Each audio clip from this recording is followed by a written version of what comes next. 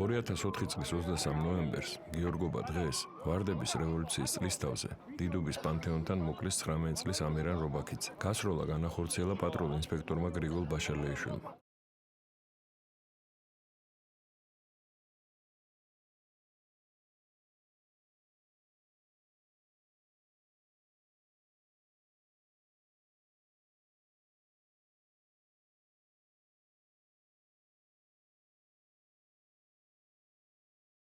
გარდაცვლილს 2 წლი აიღლიაში ჰქონდა მოხვედრილი, რაც უთუარად ადასტურებს, რომ სროლის დროს რობაქიძეს ხელები ჰქონდა აწეული.